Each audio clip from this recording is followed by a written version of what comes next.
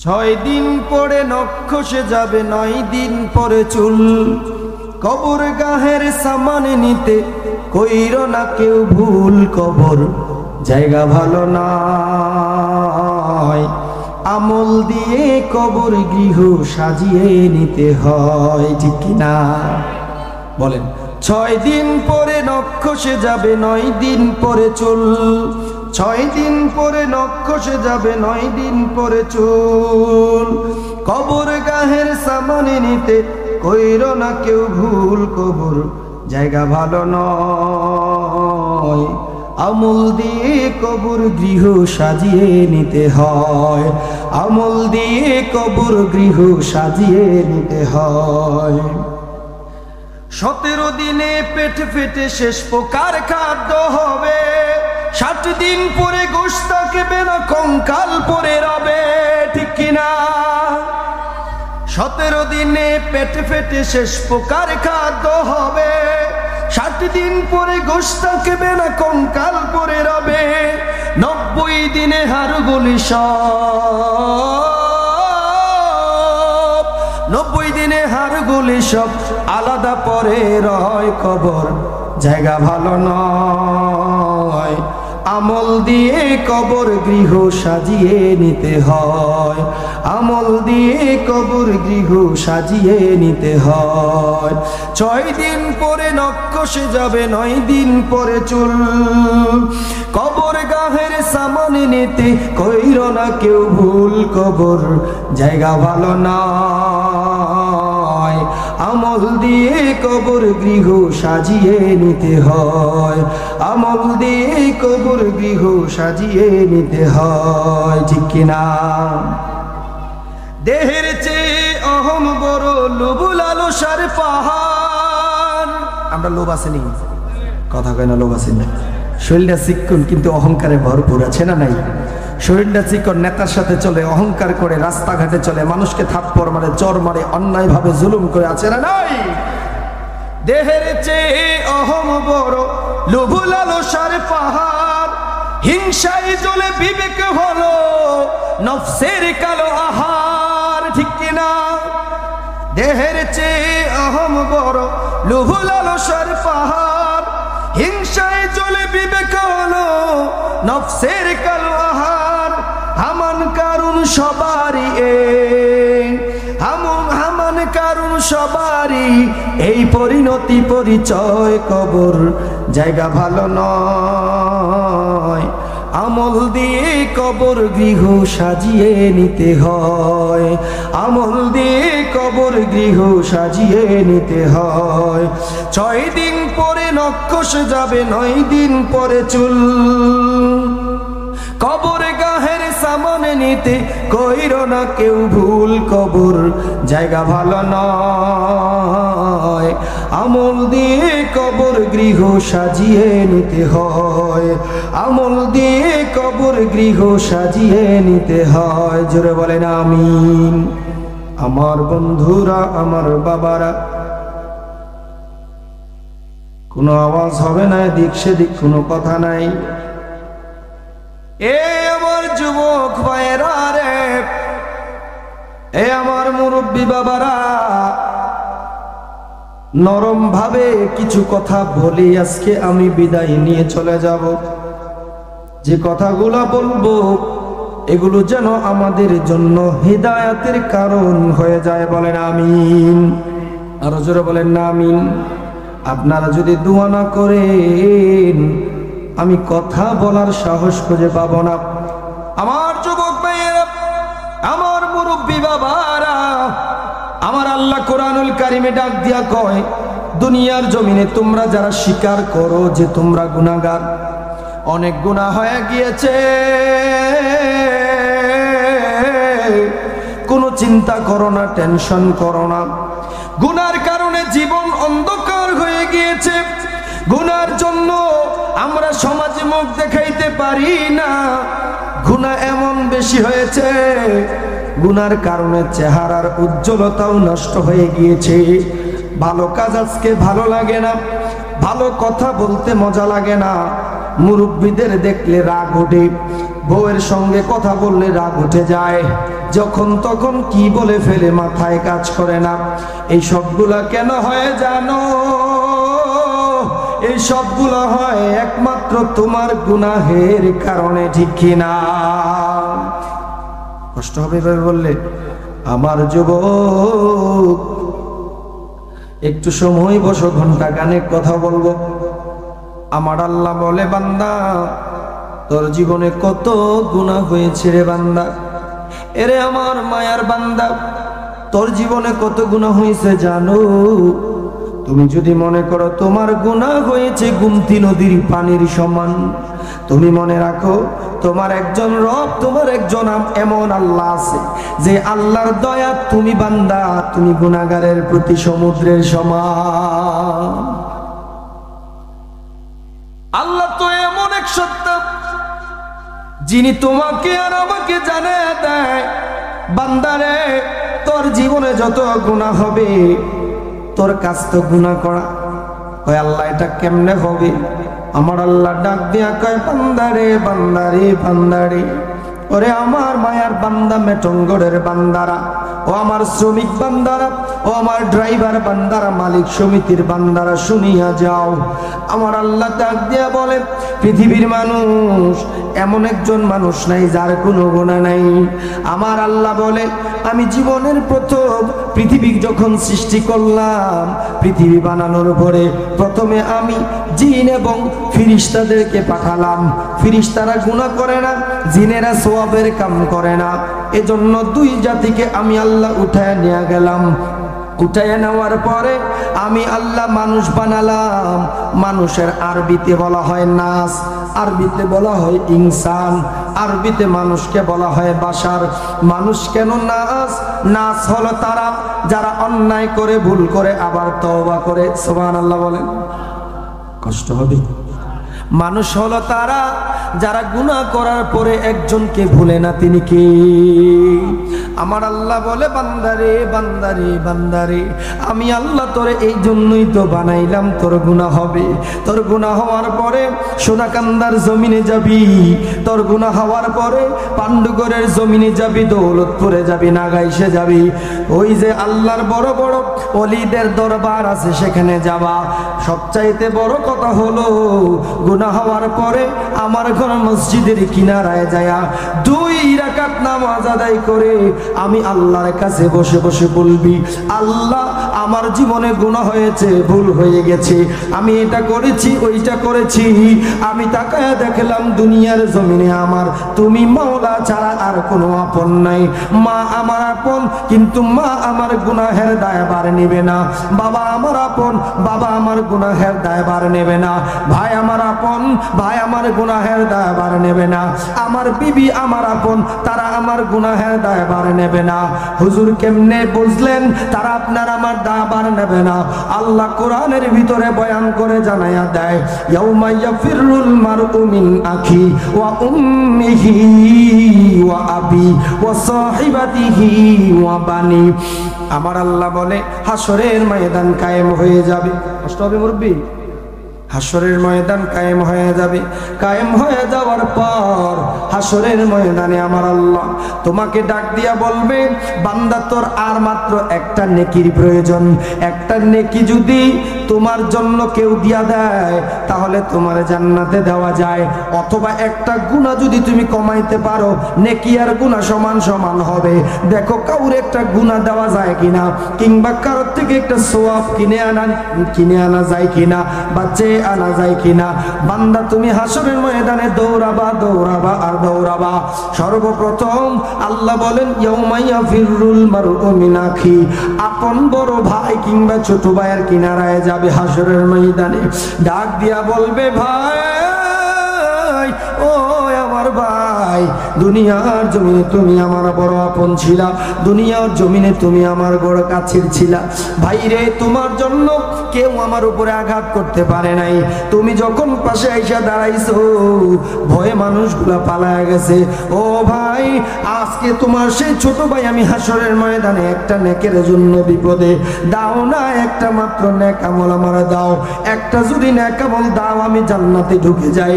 আপন ভাই সেদিন বলবে, তোমার তোমারে আমি চিনি না, তোমার মতন কোনো ভাই আমার নাই। এটা কি দুনিয়ায় নাকি হাসরে? বুঝেন না? এটা কি দুনিয়ায় নাকি হাসরে?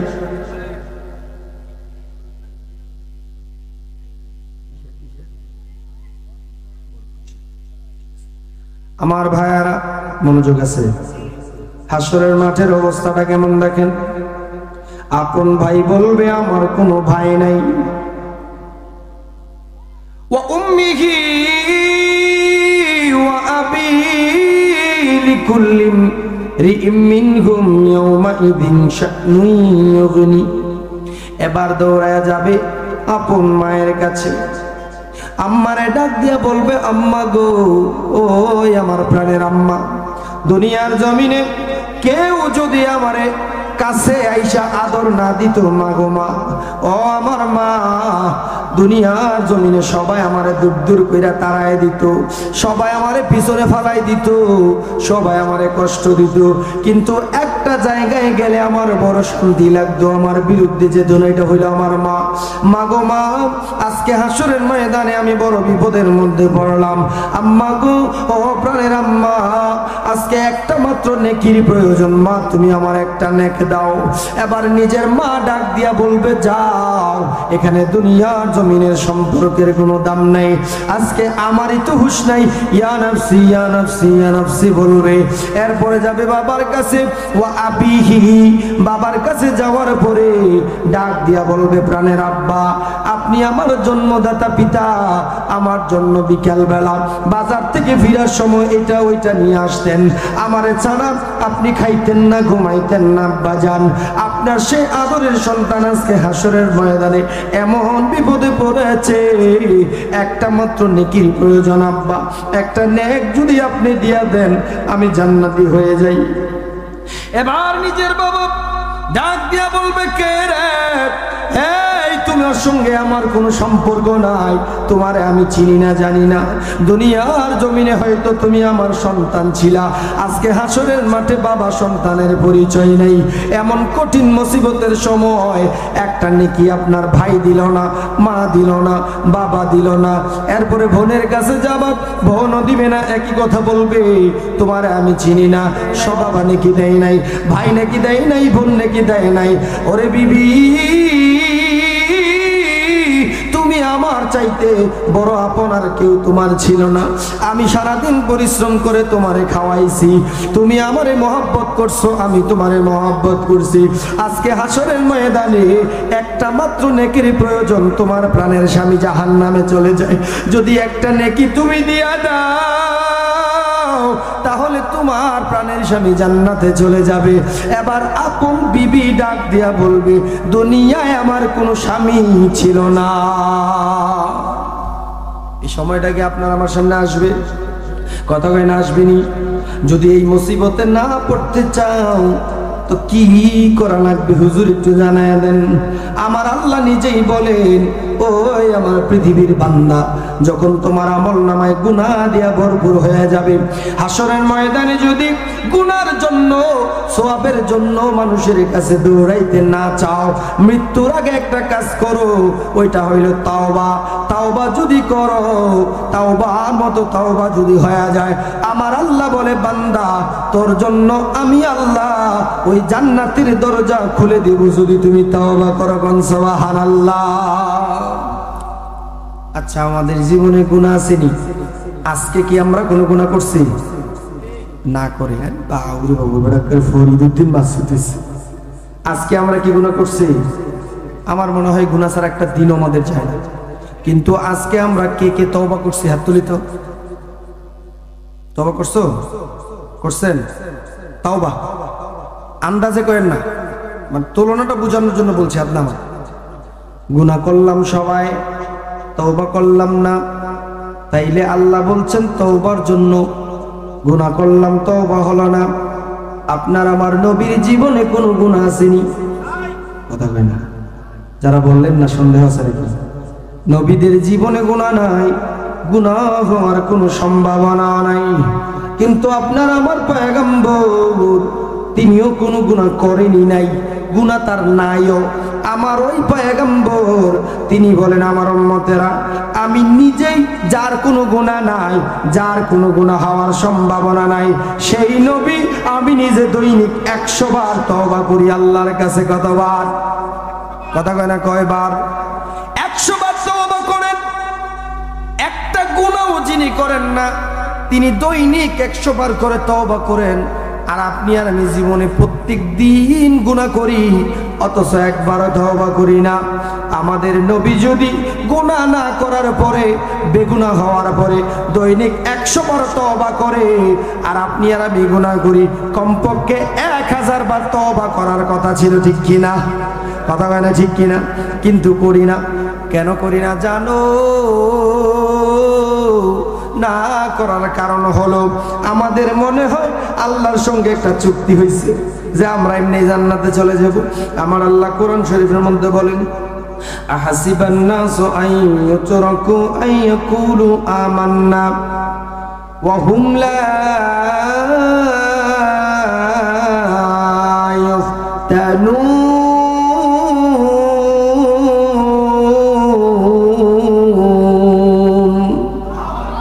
যে আমার বান্দারা কি হিসাব করে ফেলেছে নাকি যে তাদেরকে আমি আল্লাহ এমনি এমনি জান্নাত দিয়ে দিব, এমনি এমনি ছেড়ে দেব, যে তাদেরকে আমি জিজ্ঞাসা করবো না যে বান্দা এত এত গুনাহ তুমি কেন করেছো, হিসাব না দিয়া কি তারা আমার কাছ থেকে ছাড়া পেয়ে যাবে? এই হিসাব তারা করেছে নাকি? যারা এই হিসাব করে নেয় তাদের হিসাব সঠিক হলো না, ভুল হলো।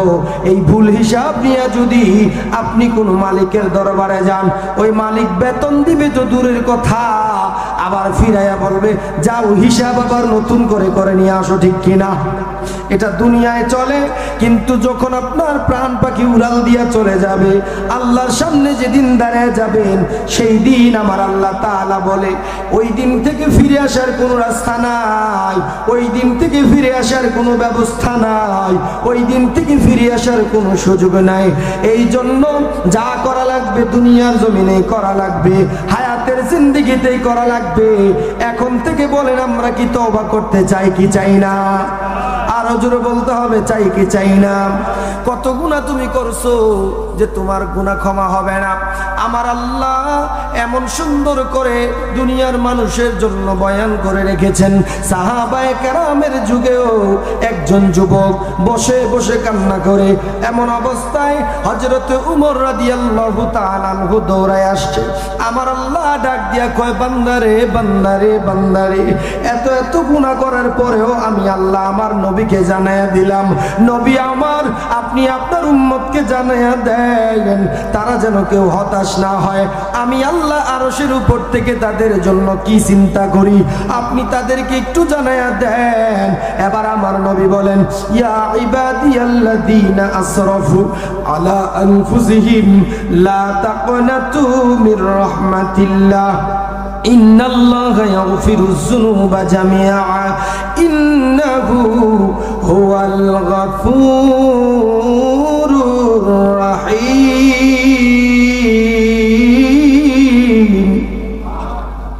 আরেকটু জোরে বলেন আল্লাহু আকবার। আপনারা কি কষ্ট পাইতেছেন? খারাপ লাগতেছে? ভালো লাগছে? গুনাহ আছে? ভালো আছে? আমার আল্লাহ বলেন, নবী আমার আপনি জানায়া দেন, হে আমার মায়ার বান্দা। আল্লাহ বড় আদর করে ডাক দেয়, একটু খেয়াল করে শোনেন। যারা গুনাহ কম করে তারা এমনিই তো আল্লাহর পেয়ারা বান্দা, প্রিয় বান্দা। যারা আল্লাহর ওয়ালি, মুরব্বি কষ্ট হচ্ছে নাকি আপনার? আইবেন নি হাসানি? ইনশাল্লাহ আমি চিন্তা রাখলাম খয়েরি রঙের পাঞ্জাবি দিলে। আমার যুবক ভাইয়ারা ও আমার মুরব্বী বাবারা, একটু মনোযোগটা দেন আমার দিকে, তাকানে দেখছে দেখ তাকাবেন না। যারা গুনাহ কম করে তারা এমনিই তো আল্লাহর প্রিয় বান্দা হয়ে যায়, ঠিক কিনা? যারা আল্লাহর ওয়ালি, যারা আউলিয়াগণ, তারা এমনি আল্লাহর প্রিয় বান্দা। কিন্তু আমরা যারা গুনাহ করি আল্লাহর কাছে, তাদের তুলনায় আমরা কি প্রিয় নাকি অপ্রিয়? জোরে বলতে হবে। কিন্তু আমার আল্লাহ কয় না না, বান্দা যারা গুনাহ করে না তারা আমার প্রিয়, আর যারা গুনাহ করে আবার আমার কাছে ফিরে আসে তারা হইল তাদের চেয়েও বেশি প্রিয়।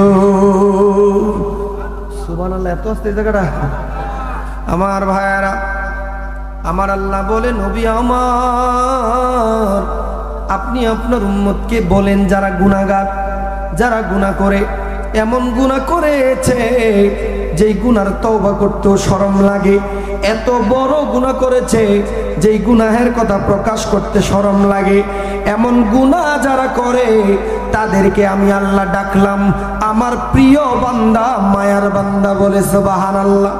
আল্লাহ বলেন ইয়া ইবাদি, হে আমার মায়ার বান্দা, আদরের বান্দা, গুনাহগার বান্দা, আমার আল্লাহ বলেন আল্লাযীনা আসরাফু, তোমরা যারা গুনাহ করেছো, অন্যায় করেছো, জুলুম করেছো, আলা আনফুসিহিম, তোমাদের নিজের নফসের উপরে। নফস আল্লাহ বানাইছে আল্লাহকে নিয়ে ভাবার জন্য, আল্লাহর সৃষ্টি নিয়ে ভাবার জন্য, নামাজ নিয়ে চিন্তা করার জন্য, রোজা নিয়ে ভাবার জন্য, হজ যাকাত নিয়ে চিন্তা করার জন্য। কিন্তু আমাদের এই নফস বিড়িকে কোন সময় গিয়া বিড়িটা টান দিব ওই চিন্তা করে, ঠিক কিনা? কষ্ট হয় নাকি? কখন গিয়া সুদের টাকার হিসাব করব এই নফস সেই হিসাব করে, ঠিক কিনা? কখন যাইয়া নামাজটা পইরা কোন সময় গিয়া এই কাম সেই কাম করবে, নফস শুধু এই চিন্তা করে। এই জন্য আমার আল্লাহ বলে আমি আল্লাহকে বাদ দিয়া যারা তোমরা অন্য চিন্তা করেছো, এটা হলো নফসের উপরে জুলুম। এই জুলুম যারা করেছো, লা তাকনাতু মির রাহমাতিল্লাহ, বান্দা তোমাদেরকে যেন আমি বলছি যারা গুনাহ করেছো, যারা অন্যায় করেছো, জিনা করেছো, পাপ কাজ করেছো, হারাম খেয়েছো, যারা তোমরা অন্যায় কাজ করো, তোমরা যেন তোমার নফসের উপরে জুলুম করো। আর এই জুলুমকারী নফসের মালিক আমার যেই বান্দা, এই বান্দাদের আমি আল্লাহ জানায়া দিলাম লা তাকনাতু মির রাহমাতিল্লাহ, তুমি যতই গুনাহ করো না কেন, শেষ পর্যন্ত তুমি যেখানে গিয়ে আটকায়া যাবা, সেখানে গিয়া চিন্তা করবা তোমার একজন রব আছে, চিল্লায় বলতে হবে তিনি কে। দুনিয়ার সবাই তোমারে ছেড়ে দিলে, তোমারে ভুলে যাবার পরেও তুমি তখনও চিন্তা করবা দুনিয়ার সমস্ত দরজা বন্ধ, তোমার বিবি কথা বলে না, মা কথা বলে না, বাবা কথা বলে না, প্রতিবেশীরা কথা বলে না, আত্মীয় স্বজন জায়গা দেয় না, এমন ভাবে তোমাকে দূর দূর করে তাড়ায়া দিয়েছে বান্দারে। তখনও তুমি মাথায় রাখবা তোমার জন্য একজন দরজা খুলে বসে আছে, তিনি কে? আর একটু আওয়াজ করে বলেন তিনি কে? সাহাবীর যুগে হযরত ওমর, মনে আছে? হযরত ওমর তিনি যাচ্ছিলেন রাস্তার কিনারায়, একটা ছোট্ট যুবক, ও যুবক তোমার মাথার ভিতরে কথাটা একটু ঢুকায়। যুবকটা কান্না করে, এমন কান্না স্বাভাবিক কোনো কান্না না। হযরতে ওমর ডাক দিয়া বলে, যুবক কি হয়েছে, তুমি কেন কান্না করো, আমার কাছে বলো। হযরতে ওমরের কথায় যুবক কোনো জবাব দেয় না, কোনো কথা কয় না, এমন কান্না হযরতে ওমরও সইতে পারে না। হযরতে ওমর তিনি দৌড়ায়া গেলেন মদিনাওয়ালার কিনারে, যাইয়া বললেন ইয়া রাসূলুল্লাহ, ইয়া হাবিবাল্লাহ, মায়ার নবী আমার, ও নবী আমার, আমি আসার সময় এমন এক যুবকরে দেখলাম রাস্তার কিনারায় বসে বসে কান্না করে। আমার নবী কয় হয়তো তার মনের মধ্যে কষ্ট। হযরতে ওমর বলে, নবী আমার, এই কান্না নরমাল কোনো কান্না মনে হয় নাই, স্বাভাবিক কোনো কান্না মনে হয় নাই। এ যুবক, বর্তমানে যুব সমাজের চক্ষু বড় পাথর হয়ে গিয়েছে, হৃদয়গুলো শক্ত হয়ে গিয়েছে, এখন তারা কান্দে না, এখন তারা আল্লাহকে নিয়ে ভাবে না। এখনকার যুবক কোন সময় কার সঙ্গে প্রেম করবে, কথা বলবে, এটা ভাবে, ঠিক কিনা? এখনকার যুবক মোবাইল দিয়ে কার সঙ্গে কি সম্পর্ক করবে এটা চিন্তা করে। এখনকার যুবক বিকাল হলে কখন মাঠে যাবে এই চিন্তা করে। এখনকার যুবক রাতে হলে কখন র্যাকেট খেলতে যাবে এই চিন্তা করে, ঠিক কিনা? কিন্তু ওই যুবক, মদিনার যুবক বসে বসে কান্না করে। হযরতে ওমর ডাক দিয়া কয় নবী আমার, আপনার মতন মায়ার নবী থাকতে একটা যুবক এমনি কানবে, এটা হতে পারে না।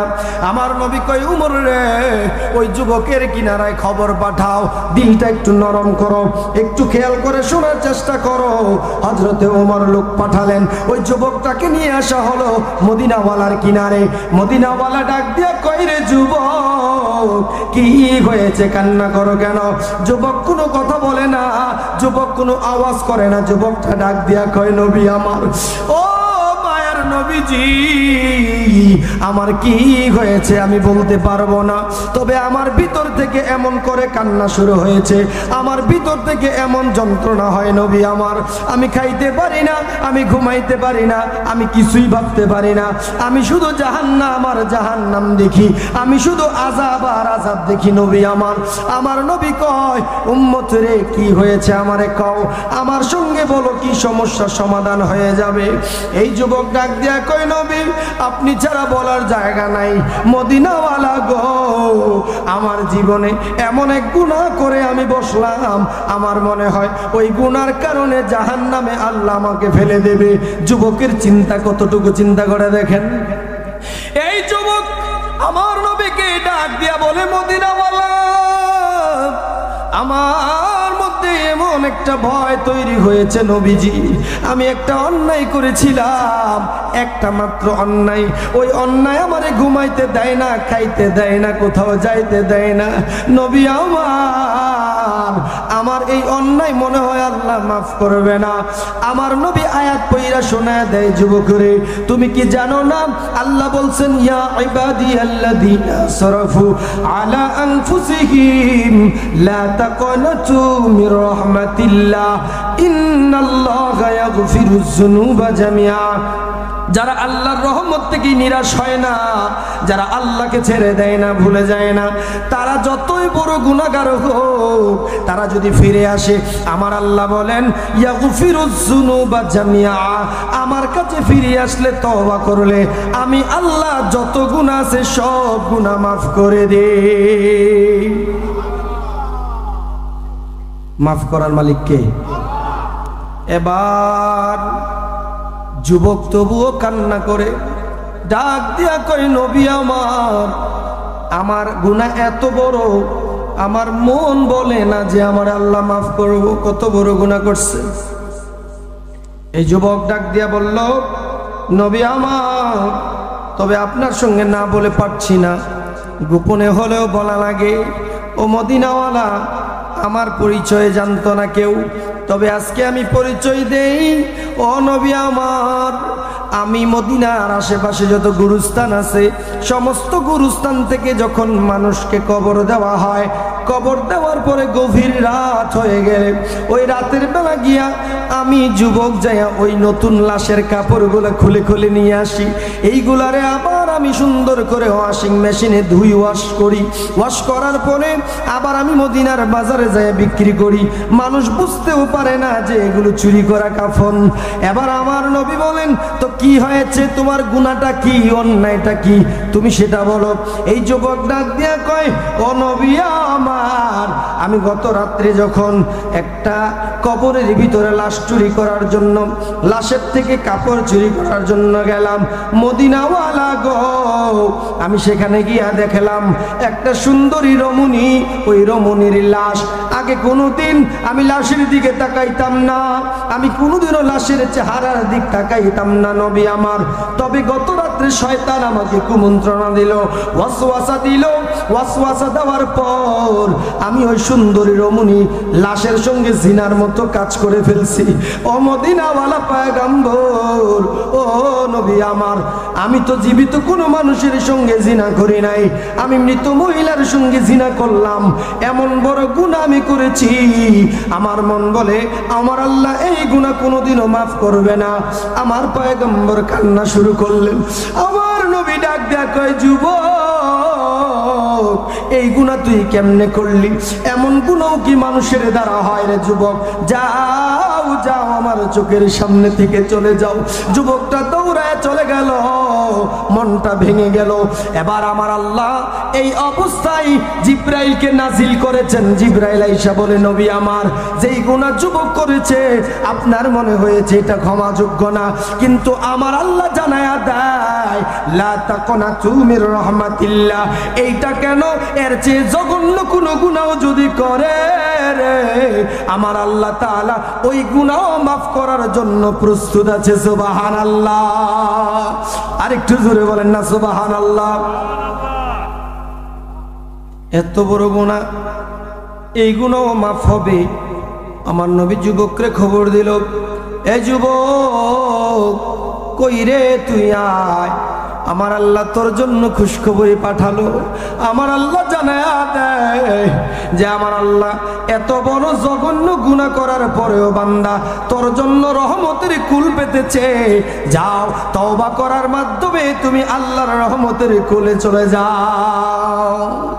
এবার বলেন, তওবার গুরুত্ব আছে না নাই? আরো জোরে বলতে হবে, আছে না নাই? তওবার দ্বারা মানুষের সফলতা আসে। যারা তোমরা এখানে আজকে মাহফিলের আয়োজন করেছো, ও আমার ড্রাইভার ভাইয়ারা, ও আমার শ্রমিক ভাইয়ারা, একটু খেয়াল করে শুনো। তোমার ঈমান আছে, তুমি আল্লাহ মানো, তুমি রাসূল মানো, তুমি দ্বীন মানো, তুমি ইসলাম মানো, সব মানো, অথচ তুমি নামাজটা পড়ো না, এমন ড্রাইভার আছে না নাই? আস্তে কোন কেন আসেনি ভাইরে? বছরে মাহফিলটা করলা, অবশ্যই এর জন্য সওয়াব, কিন্তু আমার আল্লাহ বলে এই আয়োজনের মাধ্যমে যদি তুমি ইমানদার হয়ে যাও, নামাজি হয়ে যাও, আল্লাহওয়ালা হয়ে যাও, তাহলে আমার আল্লাহ আজকের এই মাহফিলটাকে এমন ভাবে সার্থক করবে যে একজন ব্যক্তি যদি নামাজি হয়ে যায়, একজন ব্যক্তি যদি তওবাশীল বান্দা হয়ে যায়, একজন যদি আল্লাহওয়ালা হয়ে যায়, আমার পয়গম্বর বলেন এই আজকের এই দিনের এই একটা মাহফিলের উসিলায় আল্লাহ তোমার জন্য নাজাতের ফয়সালা করতে পারে। ঠিক কিনা বলেন? তাহলে আজকে থেকে আমরা নিয়ত করছি, নামাজ পড়বো নাকি ছাড়বো? দেখি তো কারা কারা পড়বো না। খেয়াল রাখতে হবে, সবাই পড়বো বলেন ইনশাআল্লাহ। তাহলে আল্লাহ সব ধরনের গুনাহ মাফ করে নাকি করে না? কথা কয় না, করে নাকি করে না? তবে কোন কারণে আপনি ইমানদার হওয়ার পরও সফল না? আল্লাহ বলছেন, বান্দা তোমরা তওবা করো। তওবার দ্বারা কি হয়? প্রথমে জানলাম আল্লাহ বলেন তওবা যদি করো, ইন্নাল্লাহা ইয়াগফিরুয যুনুবা জামিআ, আমি আল্লাহ তোমার সবগুলো গুনাহ মাফ করে দেব। শুধু তাই না, আল্লাহ কোরআনের মধ্যে বলেন ফাউলাইকা ইউবাদদিলুল্লাহু সাইয়্যাতিহিম হাসানাত। আল্লাহ বলছেন তুমি তওবা করার সঙ্গে সঙ্গে আমি আল্লাহ তাআলা তোমার আমলনামায় যতগুলা গুনাহ ছিল রে, সবগুলো গুনাহকে আমি ধুয়ে মুছে পরিষ্কার করে আবার নেক বানাইয়া তোমার আমলনামার মধ্যে দিয়ে দিব। সুবহানাল্লাহ। মনে করেন আপনার 1 কোটি গুনাহ আছে। কয় কোটি? কথা বলেন, কয় কোটি? আপনি যখন তওবা করলেন, তওবা নাসুহা করলেন, সুন্দর মতো আল্লাহর কাছে ফিরে আসলেন, আল্লাহ বলছেন বান্দা তওবার কারণে তোর সম্মানটা এত বাড়াইলাম, এতদিন যে গুনাহগুলো করছো আমি এগুলো ফেলে দিব না, বরং ওই গুনাহগুলিকে আবার নেক বানাইয়া, নেক কাজ বানাইয়া সওয়াবে রূপান্তরিত করে তোমার আমলনামায় আমি হাদিয়া করে দিব। কোন সুবহানাল্লাহ। এজন্য তওবা করার সঙ্গে সঙ্গে যদি কেউ মারা যায়, আল্লাহ বলেন ওই ব্যক্তি জান্নাতি। সুবহানাল্লাহ। 2 সময় বাবা তওবা করলেও তওবা কবুল হয় না। কয় সময়? কথা কয় না, কয় সময়? 1 নাম্বার হলো মরণের আগে দিয়া, যখন মালাকুল মউত এসে তোমার রূহটা টান দিয়া বের করে নিয়ে যাবে, এমন সময় যদি তোমার ব্রেনটা কাজ করে, তখন যদি তুমি বলো আল্লাহ আমি ভুল করেছি, অন্যায় করেছি, আমাকে মাফ করে দাও, তওবা করছি, আমার আল্লাহ বলে যখন রূহ বের হয়ে যাবে ওই সময় যদি তুমি তওবা করো, ওই তওবা আল্লাহ কখনোই কবুল করবে না। 2 নাম্বার, যখন পৃথিবী ধ্বংস হয়ে যাবে, ধ্বংস হয়ে যাওয়ার হওয়ার পর যখন একেবারে সবকিছু পানিতে রূপান্তরিত হয়ে যাবে, এর একটু আগে সূর্য উঠবে পশ্চিম দিক দিয়া, আবার ডুববে পশ্চিম দিক দিয়া। ওই যে পশ্চিমে সূর্য উঠবে রে, উঠতে দেরি হবে।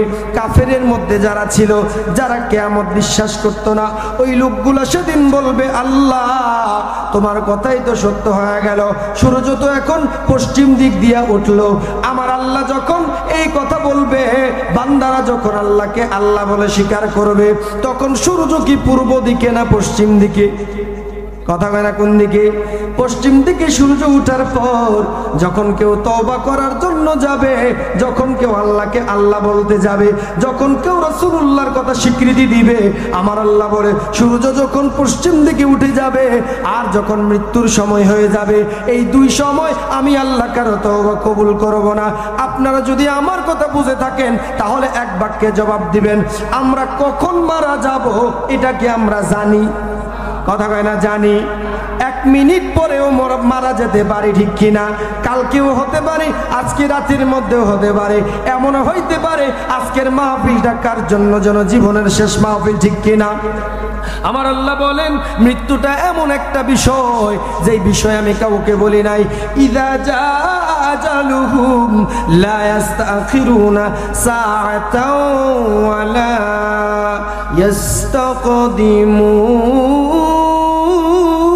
ইস্তাকদিমুন। আমি আল্লাহ মৃত্যুকে এমন ভাবে নির্ধারিত করলাম, 1 মিনিট আগেও আসবে না, 1 মিনিট পরেও হবে না। 8টা বাজে তোমার মরণ, 8টা বাজে তোমার মরণ হবে, 7:49 হবে না, 8টা 1 মিনিটও হবে না। মালাকুল মউত এমন ফেরেশতা রে, যে ফেরেশতা তোমার কাছে হাজির হবে, জ্যামে পড়লেও হেরে আটকায় রাখা যাবে না, ঠিক কিনা? মালাকুল মউত এসে বলবে না যে ভাই সাহেব তুমি বাজারে আসছো, তোমার বাড়িতে কেউ নাই, ভাবির একলা রেখে আসছো, যাও বাজারের ব্যাগটা রাখো, তারপরে তোমার রুহু নিব। এমন হবে নাকি? মুরব্বী আপনি দাঁড়ায় আছেন, আপনার জন্য মৃত্যুর সময় হয়ে গেছে, বসার সুযোগ হবে না, আপনি শুয়ে আছেন, ওঠার সুযোগ হবে না, আপনি পানি হাতে নিয়েছেন, মুখে দেওয়ার সুযোগ হবে না। আপনি যখন ঘর থেকে বের হবেন, বাই হইয়া 1 পা ভিতরে 1 পা বাহিরে, মরণ আপনার জন্য তখন যদি নির্ধারিত থাকে, পা একটা ভিতরে কিংবা বাইরে নিয়ে মরবেন, এই সুযোগও নাই। এত অল্প ঠুনকো সময়ের জন্য দুনিয়ায় আসলাম, এখনো কেন আমাদের গুনাহ ছাড়লাম না? এখনো কেন অন্যায় ছাড়লাম না? এখনো কেন তওবা করি না? এখনো কেন আল্লাহর দিকে ফিরে আসি না? আমার আল্লাহ এমন সুন্দর করে এত সুন্দর দুনিয়া সাজাইলো, হায়াত দিল, কণ্ঠ দিল, চেহারা দিল, চক্ষু দিল, এত সব কিছু দেওয়ার পরেও আমার আল্লাহ ডাক দিয়া কয়, বান্দা তুই দুনিয়া নিয়ে ব্যস্ত, তুই ব্যবসা নিয়ে ব্যস্ত, তুই তোর গাড়ি নিয়ে ব্যস্ত, তুই তোর নারী নিয়ে ব্যস্ত, তুই তোর ছেলে মেয়ে পরিবার নিয়ে ব্যস্ত, বিল্ডিং উঠাও, সব কিছু তোমার চলে, আর উপর থেকে আমি মাওলা তোমার দিকে তাকায় আছি, আমি মাওলার জন্য একটু সিজদা চলে না, ঠিক কিনা? আল্লাহ কি আমাদেরকে আশা করে? আল্লাহ বলে, বান্দা ও আমার প্রিয় বান্দা, এত এত গুনার পরেও আমি মালিক ছাড়া কে আছে তোরে মাফ করব? আমি মালিক ছাড়া কে আছে তোরে একটু জায়গা করে দিব? আমি মালিক ছাড়া কে আছে তোরে কবরে একটু শান্তি দিব? কবরের ভিতরে এমন এক ফেরেশতা হাজির হয়ে যাবে, গুনাহগার বান্দারা যখন কবরে যাবে, গুনাহ নিয়ে তওবা সারা বান্দা, ও যখন কবরে যাবে, কবরে যাওয়ার সঙ্গে সঙ্গে কবরের মাটিটা পৃথিবীর ডান দিকে একটা, বাম দিকে আরেকটা চলে যাবে। গুনাহগার বান্দা যত বেশি গুনাহ, ওই গুনাহগার বান্দার জন্য পৃথিবীর 2 পাশ থেকে মাটিটা এমন ভাবে দৌড়ায় আসবে রে, অনেক দূর থেকে এসে এমন জোরে জোরে একটা চাপ দিবে। চাপ দেওয়ার সঙ্গে সঙ্গে হাদিস শরীফের মধ্যে আসছে, 2 পাশের মাটির চাপের কারণে বুকের হাড্ডিগুলা একটা হাড্ডি আরেকটা হাড্ডির ভিতরে ঢুকে যাবে। আল্লাহু আকবার! আরেকটু জোরে বলো আল্লাহু আকবার! আরেকটু চিল্লায় বলো আল্লাহু আকবার! এমন কঠিন আযাব, এটা কি নেককারের জন্য নাকি গুনাহগারের জন্য? এই জন্য বলো তওবার দরকার আছে নাকি নাই? আরো জোরে বলতে হবে আছে নাকি নাই? এভাবে যখন চাপ দিবে, শুধু তাই নয়, গুনাহগার বান্দার জন্য আমার আল্লাহ রাগ হয়ে বলবে, আমার বান্দারে দুনিয়ার জমিনে আমি 5 ওয়াক্ত নামাজে ডাকতাম আসলো না, রাতের আধারে প্রথম আসমানে আইসে আমি আল্লাহ ডাকলাম উঠলো না। আমি যখন সে অন্যায় করে তখন আমি আল্লাহ নিজে বললাম, বান্দারে এই অন্যায়টা তুই করিস না, সে মানলো না। যখন সে জিপির টাকা উঠায় চাঁদাবাজি করে, আমি আল্লাহ আসমান থেকে বললাম যে বান্দা তুই এটা করিস না, তোর জন্য এটা মানায় না, তুই আমার বান্দা, আমি তোর মালিক, এটা তোর দ্বারা মানায় না। এই অন্যায় কাজ করে কাফেররা, অন্যায় কাজ করে যারা নাস্তিক তারা, কিন্তু প্রকৃতপক্ষে মুমিন বান্দা যারা, আল্লাহকে যারা আল্লাহ মানে, রাসূলুল্লাহকে যারা রাসূলুল্লাহ মানে, ইসলামকে যারা দিন মানে, তাদের দ্বারা সুদ হবে না, তাদের দ্বারা ঘুষ হবে না, তাদের দ্বারা চাঁদাবাজি হবে না, তাদের দ্বারা অন্যায় হবে না, তাদের দ্বারা জুলুম নির্যাতন নিপীড়ন হবে না, ঠিক কিনা? এজন্য আল্লাহ বলে, বান্দা দুনিয়ার জমিনে বড় মায়া করে বানালাম, আমি আল্লাহ যখন তাকায় আছি, আমি আল্লাহ দেখতেছি তুমি অন্যায় করো। আল্লাহ বলেন, আলাম ইয়ালাম বিআন্নাল্লাহা ইয়ারা, বান্দা আমি আল্লাহ যে তোরে দেখি, তুই কি এটা জানো না? আমি তো ঘুমাই না, আমি ঘুমের ভানও করি না, আমি 24 ঘন্টা তাকায়া তাকায়া বান্দা তোর জন্য খেয়াল খবর রাখি, তোর জন্য রিজিকের ফয়সালা করি, তোর ছেলে মেয়ের খবর নেই, তোর পরিবার পরিজনের খবর নেই। তুমি বাজারে চলে যাও, ঘরের ভিতরে তোমার বিবি অসুস্থ, ওই অসুস্থ বিবির সেবার জন্য আমি আল্লাহ ফেরেশতা পাঠায়া দেই, সুবহানাল্লাহ। কিন্তু বান্দা তোর বিবির খবর আমি নেই, তোর মেয়ের খবর আমি নেই, তোর সন্তানের দেখাশোনা আমি মাওলা করি। কিন্তু বান্দারে একটু সময় বের করে তুই বান্দা আমি মাওলার কাছে একটু গুনাহ ক্ষমা চাইতে পারো না, একটু নামাজ পড়তে পারো না, একটু ভালো কাজ করতে পারো না? যাও, এত কিছু করার, এত সুযোগ দেওয়ার পরেও দুনিয়ার জমিনে তুমি এগুলি কিছুই করলা না, তো আমি আল্লাহ কিন্তু তোমার সঙ্গে ভালো ব্যবহার করব না। মাটি রে, এ মাটি, গুনাহগারের জন্য তুই আজকে জাহান্নামের টুকরা হয়ে যা। কবরের ভিতরে গুনাহগার যাওয়ার পরে ওই গুনাহগারের জন্য কবরটা জাহান্নামের টুকরা হয়ে যাবে। আমার আল্লাহ বলে, জাহান্নাম থেকে একটা দরজা খুলে দে, তার কবরের মধ্যে জাহান্নামের আগুনগুলো আসতে থাকবে, জাহান্নামের কাপড়গুলো নিয়ে আয়, আগুনের পোশাক তারে পরায়া দে, জাহান্নামের বিছানা নিয়ে আয়, তার কবরের মধ্যে জাহান্নামের বিছানা বিছায়া দে। এই যে এত কষ্ট, এটা কি নেককারের জন্য নাকি গুনাহগারের জন্য? গুনাহগারের জন্য এত এত কষ্ট আমার আল্লাহ রেখে দিয়েছেন। শুধু তাই নয়, কিছুক্ষণ পরে কবরের ভিতরে আমার আল্লাহ সাপ পাঠায়া দেবে, বিচ্ছু পাঠায়া দেবে, কবরের পোকামাকড় পাঠায়া দেবে। হারাম খায়া খায়া যেই শরীর তুমি বানাইছো, যেই শরীরের মাংস বাড়াইছো, চামড়ার সৌন্দর্য বাড়াইছো, এবার ওই হারাম শরীর কবরের পোকামাকড়ে খায়া শেষ করবে। সাপ বিচ্ছু এমন ভাবে তোমারে কামড়াবে, হাদিস শরীফের মধ্যে আসছে, এত বিষাক্ত, এত বিষাক্ত, এত বিষাক্ত সাপ, যেই সাপ দুনিয়ার জমিনে একবার যদি নিঃশ্বাস ফেলতো, এক নিঃশ্বাসের কারণে গোটা পৃথিবীর সমস্ত খাবারগুলা তেক্ত হয়ে যেত।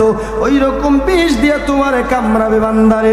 কবরের ভিতরে যাওয়ার পরে শুধু তাই নয়, আমার আল্লাহ তাআলা বলে এমন এক ফেরেশতা পাঠাবো, যেই ফেরেশতার কান থাকবে না, ফেরেশতা কানে শুনবে না, বিবেক থাকবে না, ফেরেশতা এমন জোরে পিটাবে, পিটানোর কারণে তোমার জন্য প্রত্যেকটা জয়েন্টকে আলাদা করে দেওয়া হবে। শুধু তাই নয়, আমার আল্লাহ বলে এর চেয়ে কঠিন থেকে কঠিন শাস্তি আছে। এই সমস্ত শাস্তি হবে ওই বান্দাদের জন্য যারা দুনিয়ায় সুযোগ থাকার পরেও আমি আল্লাহর কাছে ফিরে আসে নাই, আমি আল্লাহর কাছে তওবা করে নাই, আমি আমার রাসূলুল্লাহর দ্বীনকে মেনে নেয় নাই, আমার রাসূলের আদর্শে পরিবার চালায় না, সমাজ চালায় না, রাষ্ট্র চালায় না। ওই রকম বান্দাদেরকে একের পর এক কষ্ট দিয়া আমি আল্লাহ জীবনকে জাহান্নামের মধ্যে নিপতিত করব। আপনারা যদি আমার কথা বুঝেন, একটু আওয়াজ দিয়া বলেন, আমরা কি জাহান্নামে যেতে চাই নাকি? না যেমনি কইছেন, হালকা হালকা মত আছে যে জাহান্নামে কিরকম কুদুর চাইয়া হওয়ার দরকার আছে না? দেখবেন আমার দেশের যুবকরা হিন্দুদের পূজার মধ্যে যায়, চাইনি যায় না? এই এলাকার তারা এই মেটাঙ্গর হিন্দু আছে নি? আছেও। দুর্গা পূজা হয়, সরস্বতী পূজা হয়, লক্ষ্মী পূজা হয়, ওই মানে আপনারা সবাই জানে, তার মানে হয়। আমার দেশের যুবকরা, ও মুরব্বী আয় সর্বনাশ, এবার মুরব্বী না তো, দাড়ি ফাঁকছে না তো, ভুল করে লেছে। এবার কই যায় জিগান না বেটা রে আইব এবার জায়গা কই আইব ভাইয়ারা আমার মুসলমানের ফুতাই ফুজাত যায়নি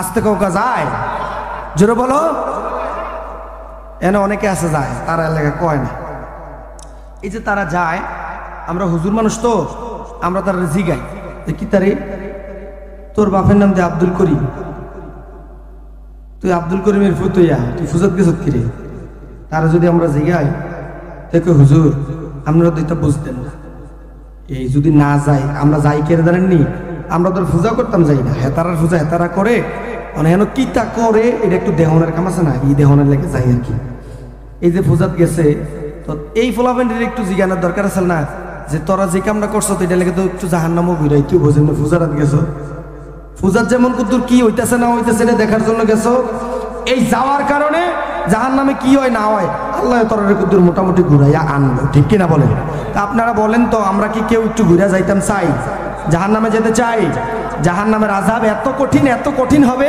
যে আযাবগুলো পড়ার পরে আপনি এত বেশি জীর্ণশীর্ণ হবেন হাদিস শরীফে আসছে সর্বশেষ যে ব্যক্তি জাহান্নাম থেকে জান্নাতে আসবে ওই ব্যক্তি হাঁটতে পারবে না এত বেশি কষ্ট তাকে দেওয়া হবে বুক দিয়া ভর করে সে আল্লাহর কাছে জান্নাত থেকে একটু বের হয়ে আসবে তো ওই ব্যক্তিকে যদি জিজ্ঞাসা করা যেত যে তোমার কি অবস্থা ছিল আমার মনে হয় না যে যদি কবরের একদিনের আযাব মুসলমানের সন্তানরা বুঝতে পারত তাহলে ওই সন্তান কোনোদিনও পূজায় যাইতো না ঠিক কিনা বলেন স্বামী তার স্ত্রীর সাথে বেয়াদবি করতো না স্ত্রী তার স্বামীর উপর দিয়ে ডিনাই করে বাজারে যেতে পারতো না সন্তানগুলো বাবা মার সাথে বেয়াদবি করতো না বান্দা তার আল্লাহর হক নষ্ট করতো না বান্দা আরেক বান্দার হক নষ্ট করতো না বান্দা উম্মত তার রাসূলের আদর্শকে ছেড়ে দিত না যদি একদিনের আযাব তারা দেখতে পারতো ঠিক কিনা বলেন আওয়াজ দিয়ে বলতে হবে ঠিক কিনা আমরা কি মুসলমান কি হইল আমাদের আল্লাহ বলতেছেন বারবার বান্দা আমি তো আশা করি যে তুই আমার কাছে আসবি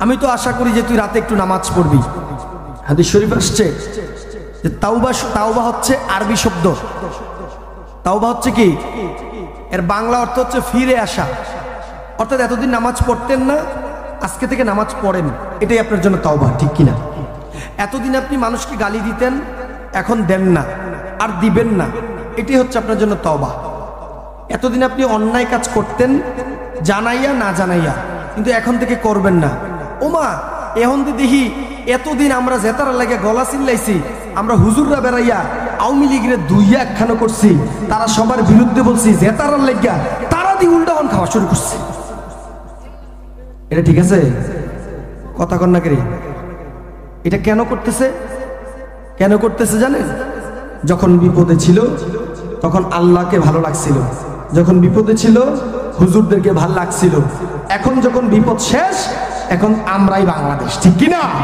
কিন্তু না আমাদের বুঝতে হবে এই বাংলাদেশ আউলিয়া কেরামের দেশ এই বাংলাদেশ শাহজালালের দেশ এই বাংলাদেশ ওলিয়া আউলিয়ার দেশ এই দেশে বিজয়ী যারা হবে তারা হবে আউলিয়াদের পক্ষের মুসলমান ঠিক কিনা বলো এদেশে কোনো অন্যায়কারী জুলুমকারীর জায়গা হবে না কারণ এই জমিনে যারা আল্লাহর দ্বীন বাস্তবায়ন করে তারাই আল্লাহর জমিনে বিজয়ী হবে ঠিক কিনা বলো আমরা সবাই কি চাই যে আল্লাহর জমিনে আল্লাহর দ্বীন চলুক কথা কেন চলো এখন আল্লাহর দ্বীন এই একজনকে সেবাটার মতো ধরছে তো তোরা উঠতেছ কি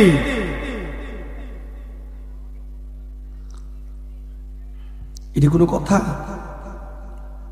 উঠাউঠি করো না বাবা তো এই জমিনটা কার জোরে বলেন না কার আচ্ছা খেয়াল করেন আমি তিনটা আরবি বলবো আপনারা মিলাবেন আরদুল্লাহ আল্লাহর জমিন কার জমিন দ্বীনুল্লাহ আল্লাহর দ্বীন মানে ইসলাম ঠিক আছে তো কয়টা হইল কিতাবুল্লাহ মানে আল্লাহর কিতাব মানে কি কয়টা জিনিস খেয়াল করেন তো মিলে কিনা কোরআন শরীফের শব্দ বলছে কিন্তু আরদুল্লাহ মানে আল্লাহর জমিন দ্বীনুল্লাহ মানে আল্লাহর দ্বীন মানে জীবন বিধান কিতাবুল্লাহ মানে হচ্ছে প্রদর্শক আল্লাহ বলছেন না হুদাল্লিল মুত্তাকিন হুদাল্লিন নাস তাইলে আরদুল্লাহ মানে আল্লাহর জমিনে দ্বীনুল্লাহ মানে আল্লাহর দ্বীন চলবে কিতাবুল্লাহ মানে আল্লাহর কিতাব দিয়ে।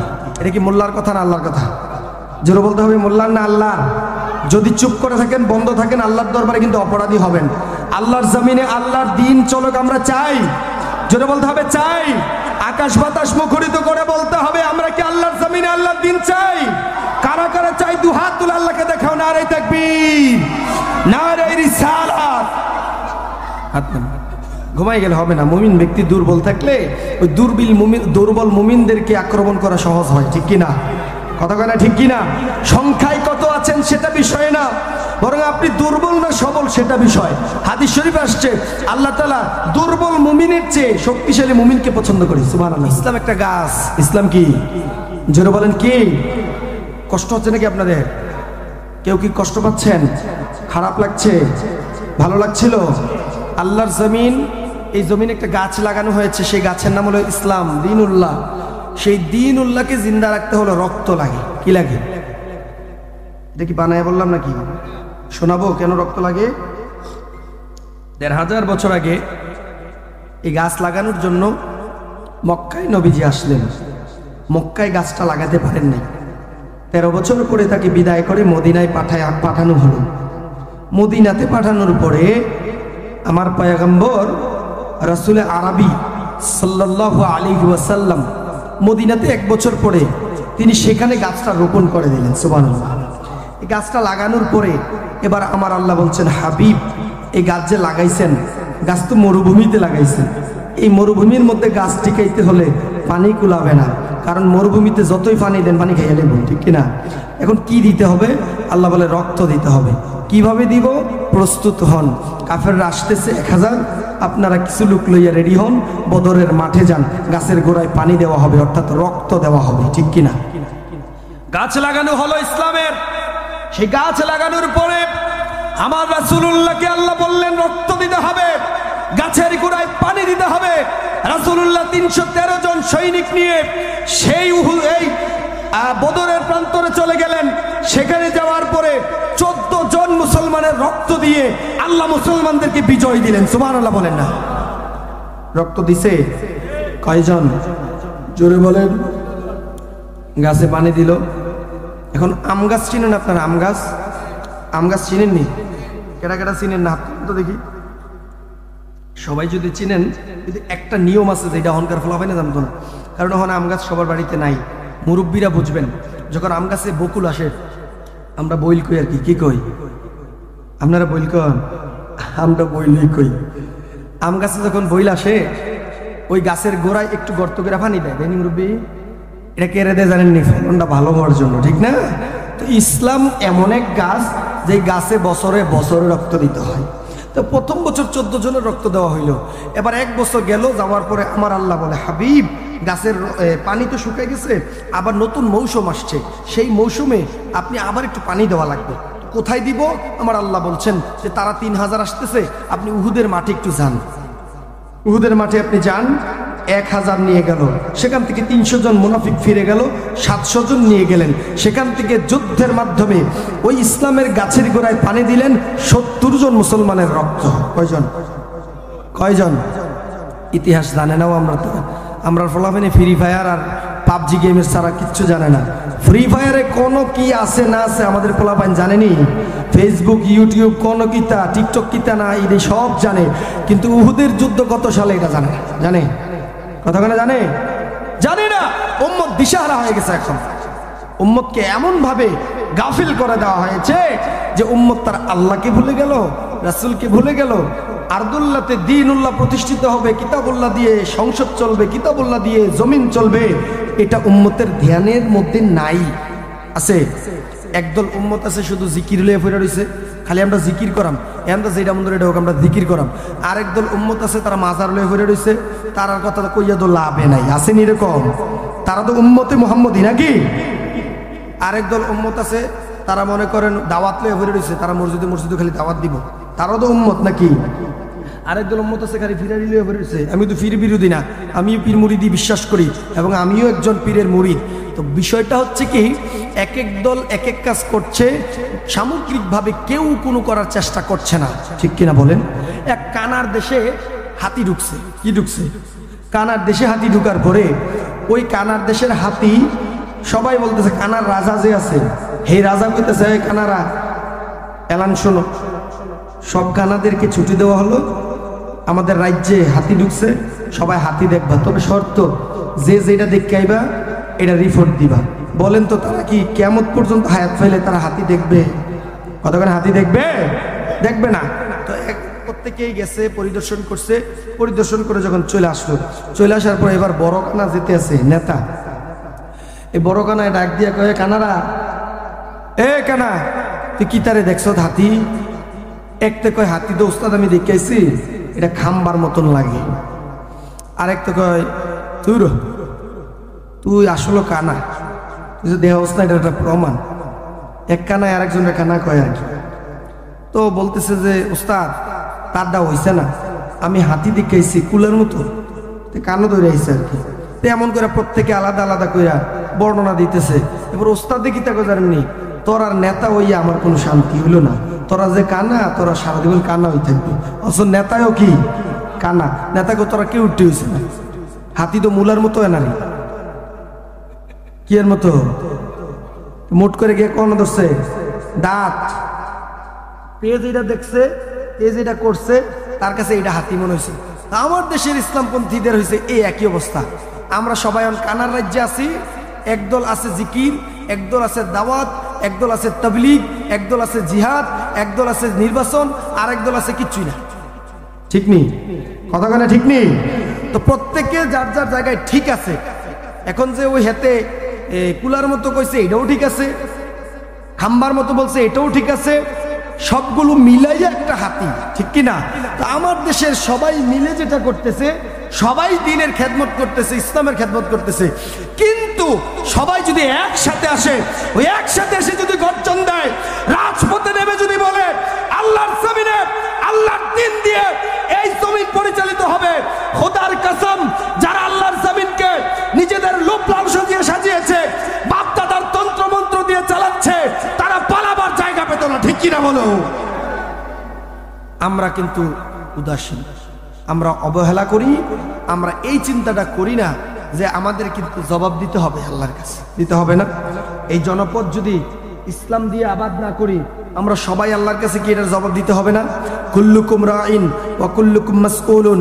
আল্লাহর নবী বলছেন প্রত্যেকেই তার অধীনস্থদের ব্যাপারে জবাবদিহিতা করতে হবে। কার কাছে? জোরে বলেন না, কার কাছে? ভাইয়েরা আমার, কষ্ট দিয়েছি কাউকে? আরেকটু কি বলবো? পেশা হুজুর চলে আসছে, উনি আসলে আমি মাইক ছেড়ে দেবো, বলেন ইনশাআল্লাহ। আমাকে একটা কথা বলছে শেষ পর্যায়ে, হুজুর স্বামী স্ত্রীদেরকে নিয়ে একটু কিছু বললেন। স্বামী স্ত্রী এটা একটা মধুর সম্পর্ক। আমার আল্লাহ কোরআনুল কারিমে বড় সম্মান দিয়ে স্বামী স্ত্রীর সম্পর্কটাকে তুলেছেন। আল্লাহ বলেন হুন্না লিবাসুল লাকুম ওয়া আনতুম লিবাসুল লাহুন্না। দুনিয়ার মানুষেরা রে, আমার আল্লাহ বলে নারী হইল পুরুষের জন্য লিবাস, পুরুষ হইল নারীর জন্য লিবাস, স্বামী হলো নারীর লিবাস, নারী হলো স্বামীর লিবাস।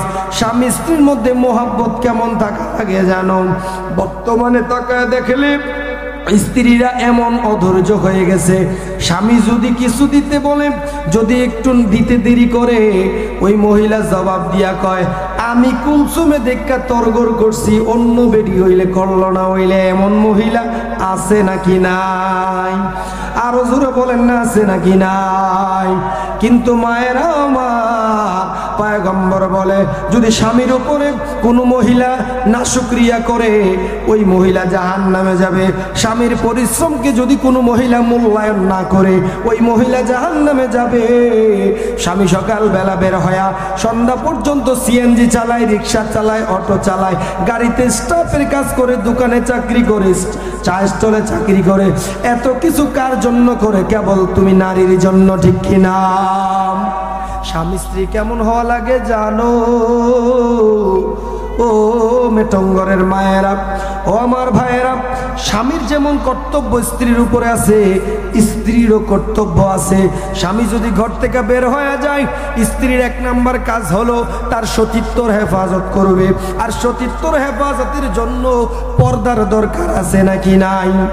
আরো জোরে বলেন, আছে নাকি নাই? পর্দার দরকার কেমন? আমার আল্লাহ বলে পৃথিবীতে কিছু মানুষ আছে যারা নারী আর পুরুষকে সমান সমান অধিকার বইলা ঘর থেকে বের করে। আপনারা যদি বিশ্বাস করেন আর না করেন, নারী আর পুরুষ কখনো সমান হতে পারে না। আমার আল্লাহ বলে লিযযাকারি মিসলু হাজ্জিল উনসায়াইন, বাবার কাছ থেকে দুই মেয়ে যতটুকু অংশ পাবে এক ছেলে ততটুকু অংশ পাবে, অর্থাৎ দুই মহিলা আর এক পুরুষ আমার আল্লাহ বিভাজন করেছে। তবে আল্লাহ মহিলাদেরকে আলাদা করে তাদের ঘরে সম্মান দিয়েছে, আলাদা করে পুরুষদেরকে সম্মান দিয়েছে। ইসলাম বলে নারীদের সম্মানের কথা, ইসলাম বলে নারীদের সম্মান ইজ্জতের কথা। আল্লাহ বলে আমি বলি নাই যে নারীদেরকে ঘর থেকে বের হতে পারবে না, তবে যদি তারা বের হয় আমার আল্লাহ আয়াত দিয়া জানায়া দেয় ও করোনা ফি বুয়ুতিকুন্না ওয়ালা তাবাররাজনা তাবাররুজাল জাহিলিয়াতিল উলা। ও মহিলারা, তোমরা জাহিলি যুগের মহিলাদের মতন ঘর থেকে বের হবা না। জাহিলি যুগের মহিলারা কেমনে বের হতো? জাহিলি যুগের মহিলারা স্বামী কই আছে না না আছে, স্বামীকে বলবে কি বলবে না। জাহিলি যুগের মহিলারা লিপস্টিক লাগায়া, মেকআপ লাগায়া, চুল দেখায়া, পাতলা কাপড় পরে তারা রাস্তাঘাটে বের হইতো। আপনারা যদি আমার কথা বুঝে থাকেন আওয়াজ দিয়া বলেন, এখন কি আমরা জাহিলি যুগের মধ্যে আছি নাকি? আর কি আর আছেন? এটা কি জাহিলি যুগ? এটা জাহিলি যুগ না। জাহিলি যুগের নারীরা তারা খারাপভাবে চলাফেরা করত। যদিও আমরা জাহিলি যুগে নাই, কিন্তু আমাদের নারীদের চলাফেরা দেখলে মনে হয় যেন আমরা জাহিলি যুগে আছি, ঠিক কিনা? আমার আল্লাহ এজন্যই সারা পৃথিবীর নারীদের জন্য বলে জাহিলি যুগের নারীদের মতো বের হবা না। ও মায়েরা, তোমরা তোমাদের স্বামীদেরকে ইজ্জত দিবা, সম্মান দিবা, স্বামীদের সঙ্গে আদবের সঙ্গে কথা বলবা, স্বামীদেরকে তুই তুকারি করবা না, তাদেরকে উচ্চ সুরে কথা বলবা না, তাদের মনে কোনো আঘাত দিবা না। স্বামী যদি বাহির থেকে আসে তার জন্য পানি আগাই দিবা, তার জন্য হাতের মধ্যে গামছা আগাই দিবা, গোসলের জন্য গরম পানি দিবা, স্বামীর সঙ্গে পরবর্তীতে বৈশা কথা বলবা। দুনিয়ার জমিনে এত এত কাপড় থাকার পরেও স্বামী যদি ঈদের সময় একটা নতুন জামা নাই না দেয়, অনেক মহিলা তালাক দিয়া দেয়, এমন মহিলাও আছে না নাই? কত মহিলা ফাঁকি ড্রেসের লেগে বলে ফাঁসি হইয়া মরছে, ফাঁসি দিয়া মরছে। এটি লজ্জা থাকা উচিত। এত এত কাপড় থাকার পরও একটা জামার লেগে ফাঁসি দিয়ে মরে থাকা, তোর মতন বেডি থাকার চেয়ে না থাকা ভালো, ঠিক কিনা বলেন? ঠিক আছে বলেন। যেই মহিলা জামার জন্য মরা যায়, স্বামী ফালায় মরা যায়, এই মহিলা না থাকাই ভালো। আমার মায়েরা একটু কানটা খাড়া করে শুনো, কিছুক্ষণের মধ্যে আমি বিদায় নেব। এই ঘটনাটা বলি, তোমার তো অনেক জামা আছে, তারপরেও তুমি স্বামীর সংসার মজা লাগে না। অনেক খাবার আছে, অনেক অলংকার আছে, অনেক কিছুই আছে, তারপরেও তোমার আরো চাই, আরো চাই, আরো চাই। কিন্তু আমার পয়গম্বরের একজন সাহাবী ছিল, যার একটা কাপড়, এই একই কাপড় দিয়ে তার স্ত্রীও থাকতো, এই একই কাপড় দিয়ে স্বামী রাস্তাঘাটে চলাফেরা করতো। মানুষ দুইজন, কাপড় কয়টা? জোরে বলেন না কয়টা? ও আমার মায়েরা, কান খাড়া করে একটু শুনে যাও। মা, তোমার মধ্যে যদি স্বামীর প্রতি কৃতজ্ঞতা না থাকে তাহলে তুমি জাহান্নামে যাইবা। ও আমার মা, তোমার মধ্যে যদি স্বামীর প্রতি মহাব্বত না থাকে তুমি জাহান্নামে যাবা। মা গো মা, সাহাবী আব্দুল্লাহ আনসারী রাদিয়াল্লাহু তাআলা আনহু, ওই সাহাবী সবার পরে নামাজের মধ্যে আসে, সবার আগে আগে চলে যায়। আমার সাহাবীরা ডাক দিয়ে কই, নবী আমার। ও মায়ের কষ্ট নাকি? কেউ কার কার কষ্ট হয়? হাত তুলুন তো। আমার নবী ডাক দিয়া কয়, নবীরে ডাক দিয়া সাহাবীরা কয়, সাহাবীরা, ও সাহাবীরা কি হয়েছে? সাহাবীরা যায় বলে, ইয়া রাসূলুল্লাহ, ইয়া হাবিবাল্লাহ, আপনার সাহাবী আব্দুল্লাহ আনসারী সবার পরে পরে নামাজের মধ্যে আসে, যখন আপনি সালাম ফিরান, সালাম ফিরাইতে দেরি, আপনার সাহাবী দৌড়ায় বাড়ির মধ্যে চলে যেতে দেরি নাই। ও নবী আমার, একদিনও তো আব্দুল্লাহ আনসারীকে দেখি নাই।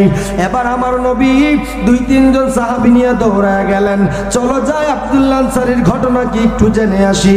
এবার আবু বকর আব্দুল্লাহ আনসারীর ঘরের ভিতরে যায় টোকা দিয়া বললেন, আব্দুল্লাহ আনসারীর ঘরে আছোনি? একবার ডাকলেন, কোনো কথা বললেন না। দুইবার ডাকলেন, কোনো কথা বলে না। তিনবার ডাকার পরে কোনো কথা নাই। আমার পয়গম্বর বলে, মনে হয় আব্দুল্লাহ আনসারী ঘরের ভিতরে নাই, চলে যায়। তিনবারের বেশি একজনকে ডাইকা তার ঘরের ভিতরে আর দাঁড়ায় থাকা যাবে না। হাত হাত্তা তাস্তানিসু ওয়া তুসাল্লিমু আলা আহলিহা। আল্লাহ তাআলা বলেন তুমি যদি কোনো অপরিচিত মানুষের ঘরের মধ্যে যাও কিংবা পরিচিত মানুষের ঘরে যাও, আদব হলো তার ঘরে যায়া ঘরের ভিতরে ঢুকার আগে আগে তার থেকে সালাম দিবা, তার থেকে অনুমতি নিবা। আর আমার দেশের মানুষ এমন হয়েছে, এক বেড়ায় দৌড়ায়া উত্তর পাড়ার বেড়ায় দক্ষিণ পাড়া গেছে, রফিক ভাই সাহেব কই, রফিক ভাই সাহেব ঘর আছেন নি কইয়া ঠেলা দিয়া ঘর ঢুকে জায়গা আছে না নাই। এই মেটন ঘরে তারা মনে এমনি ঢুকে না, ঢুকে জায়গা। আমার নবী বলেন, আল্লাহ বলছেন লা তাদখুলুল বুয়ুত হাত্তা তাস্তানিসু ওয়া তুসাল্লিমু আলা আহলিহা। অনুমতি এবং সালাম দেওয়া ব্যতীত কারো ঘরে ঢোকা যাবে? কথা যাইবো আমরা ঢুকে যাই, ঠিক কি না? হাদিস আসছে নিজের ঘরে ঢুকলেও সালাম দিতে হয়, নিজের ঘরে ঢুকলেও সালাম দিতে হয়। আমার নবী 3 বার ডাকলেন, চলে গেলেন। চলে যাওয়ার সময় কিছুক্ষণ পরে আব্দুল্লাহ আনসারী ঘরের ভিতর থেকে দৌড়ায় আসলেন। আব্দুল্লাহ আনসারী রাদিয়াল্লাহু তাআলা আনহু দৌড়ায় এসে বলে, ইয়া রাসূলুল্লাহ, ইয়া হাবিবাল্লাহ, নবীজি, ও মায়ার নবীজি, আমি ঘরের ভিতরেই ছিলাম, আপনি প্রথমে ডাক দিয়েছেন, আমি কান্না করতেছিলাম, দ্বিতীয়বার ডাকলেন, আমি কান্না করলাম, খুলতে পারে নাই, তৃতীয়বার ডাকলেন, খুলতে পারে নাই। আমার নবী কয়, আব্দুল্লাহ রে, কেন তুমি দরজা খুলতে পারো নাই? আমার নবীও জানে না, সাহাবায়ে কেরামও জানে না। আব্দুল্লাহ আনসারী 2 চোখের পানি ছেড়ে ছেড়ে কান্না শুরু করেছে। ডাক দিয়া কয়, পয়গম্বর, ও নবী আমার, মদিনাওয়ালা, লজ্জার কথা শরমের কথা বলতে চাই না। আমার নবী ডাক দিয়া বলে, আব্দুল্লাহ রে বলো কি হয়েছে, বলো, আমার কাছে বলো। আব্দুল্লাহ আনসারী ডাক দিয়া কয়, নবী আমার, আপনি তো জানেন না আমার আর আমার বিবির জন্য একটার বেশি 2 টাকা পড় নাই। আমার নবী চোখের পানি ছেড়ে বলে, আব্দুল্লাহ, যদি 2 জনের এক কাপড় হয় কেমনে চলাফেরা করো? কয়, নবী আমার, আপনার উম্মতেরা, আপনার সাহাবীরা বলছে আমি সবার পরে নামাজে যাই, সবার আগে আগে নামাজ থেকে ফিরে আসি। ও নবী আমার, এটাও এই এক কাপড়ের জন্য। আমি আমার ঘরের ভিতরে বড় একটা গর্ত করেছি, ওই গর্তের ভিতরে আমার বিবি যখন ঢুকে আমিও সেখানের মধ্যে যাই। সেখানে যাওয়ার পরে আমার বিবি আমার কাপড় খুলে যখন আমারে দেয়, ওই গর্তের ভিতরে আমার বিবিরে রাইখে আমি নামাজের জন্য আসি। নবী আমার, আমি যদি যাইতে দেরি করি নামাজের ওয়াক্ত চলে যাবে পয়গম্বর, এই জন্য আমি দৌড়ায় সবার আগে আগে মসজিদ থেকে বের হয়ে যায়। ও মদিনাওয়ালা নবীজি, এই জন্য আমি সেখানে চইলা গেলাম। যখন ভিতরে ঢুকলাম, ভিতরে ঢুকার পরে আমি কাপড় খুলছিলাম, কাপড় খুলে আমার বিবিকে দিলাম, আমি গর্তের ভিতরে দাঁড়ানো, আমার বিবি উপরে নামাজের মধ্যে বসা। ও পয়গম্বর, আপনি যখন আমারে ডাকলেন প্রথম ডাকের বেলায় আমি ওই গর্তের ভিতরে উলঙ্গ হয়ে দাঁড়ানো, আমি আসতে পারি নাই। ও নবী আমার, ও পয়গম্বর, দ্বিতীয়বার যখন ডাকলেন তখন আমি গর্তের ভিতরে আসতে পারি নাই। তৃতীয়বার যখন ডাকলেন আমার বিবি গর্তের ভিতরে এসে আমার জামাটা দিল, পইরা দেরি হয়ে গেল, এই জন্য খুলতে পারি নাই। নবী আমার, এখন আমার বিবি গর্তের ভিতরে আর আমি বাহিরে আসছি, আমি যখন আবার যাব তখন আমি আমার বিবিরে দিলে সে বের হবে। এই হলো স্বামী স্ত্রীর আদর্শ, এই হলো স্বামী স্ত্রীর আচরণ সম্পর্ক। এজন্য আবার আল্লাহ বলে, হুন্না লিবাসুল লাকুম ওয়া আনতুম লিবাসুল লাহুন্না, নারী হলো পুরুষের পোশাক, পুরুষ হলো নারীর পোশাক। নারী পুরুষ এমন এমন মিল যদি থাকে তাহলে ওই অভাবের সংসারটাকেও আল্লাহ জান্নাতি পরিবার বানায় দেয়, ঠিক কিনা? কোটি কোটি টাকা আছে, কোটি কোটি টাকা আছে, কিন্তু তোমার সংসারে শান্তি নাই, এই সংসারকে জাহান্নামও বলা যায়, ঠিক কিনা বলেন? কোটি টাকার মালিক তবু অভাব হয় না দূর, গরিব ঘুমায় গাছতলাতে মনটা বাহাদুর, ঠিক কিনা? কেন ঘুমায়া তার শান্তি লাগে? এর একমাত্র কারণ হলো তার বউ ভালো, তার কামাইটা হালাল, ঠিক কিনা? যার বউ ভালো ওই পুরুষের চেয়ে শান্তি, ওই পুরুষের চেয়ে ভালো অবস্থায় কোনো পুরুষ নাই। বউ যদি একটু জ্বালায় তাহলে পুরুষটা যত ইনকাম করুক না কেন, যতই টাকা বলা হোক না কেন, রাতের বেলায় বাহিরে বাহিরে চাষ তুলে বৈশা সময় কাটায়, ঠিক কিনা? এমন অনেক মানুষ দেখছি আমরা, আমরা জিজ্ঞেস করি, রাত্রেবেলা তো বিভিন্ন মানুষের লোকে দেওয়া হয়, যখন আমরা গাড়ি থামাই দেখি এক বুড়া আরেক বুড়ার লোকে কয় বুড়ির হেডের জ্বালায় গরম ভাল লাগে না লেগাইয়া দোয়ানো বুঝে দিচ্ছি। এমন বুড়া আছে না নাই? কথা কয় না আছে না নাই? আবার অনেক বুড়া আছে বিবিরে ছাড়া থাকতে পারে না। অনেক লোক আছে বিবিরে ছাড়া তারা দূরে থাকতে পারে না। অনেক বুড়ি মহিলা আছে ওই বুড়ি মহিলা স্বামীরে ছাড়া থাকতে পারে না। এখানে যারা মুরব্বীরা আছেন আমার বিশ্বাস তাদের চেহারা দেখলেই বোঝা যায় যাদের বউ আছে এত মায়া তারা একে অপরকে করে, তাদের চেহারা দেখলে বোঝা যায়। এই জন্য প্রথম যখন কারা কারা বিয়ে করবো জিগাইছি অনেক মুরব্বীরা হাত তুলছে না, কারণ এমন এক বুড়ি সে পাইছে একজন দিয়া তার জীবন পার করেছে। ঠিক কিনা? নারায়ে তাকবীর, চিল্লা বলতে হবে নারায়ে তাকবীর, নারায়ে রিসালাত, পীর সাহেব হুজুরের আগমন। আল্লাহ তাআলা যেন কবুল করে, বলেন আমিন। আল্লাহ যেন হুজুরের হায়াত বাড়ায় দেয়, বলেন আমিন। আমার ভাইয়েরা, যে কথা বলছিলাম বুঝতেছেন আপনারা? বউ ভালো হলে দুনিয়া ভালো, বউ খারাপ হইলে জগৎ খারাপ। বউ যদি ভালো হয় অল্প টাকা দিয়া কম টাকা দিয়া সংসারে সুখ হয়ে যায়। বিবি যদি খারাপ হয় লক্ষ টাকা থাকলেও বিবিরে সামলানো যায় না। ঠিক কিনা বলেন?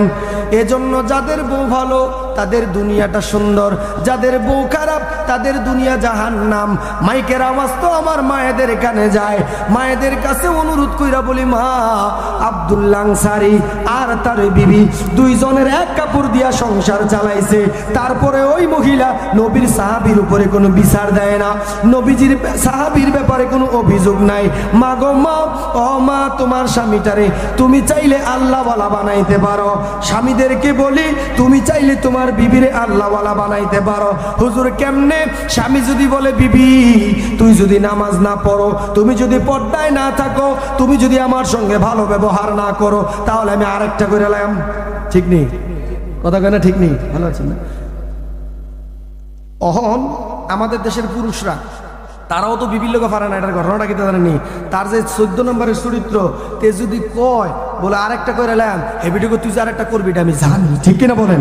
এর লেগে তোর মুকুটটা দিয়ে আমি ঠিক রাই, আসেনি? এরকম নিজের চরিত্রটা একটু ভালো করেন।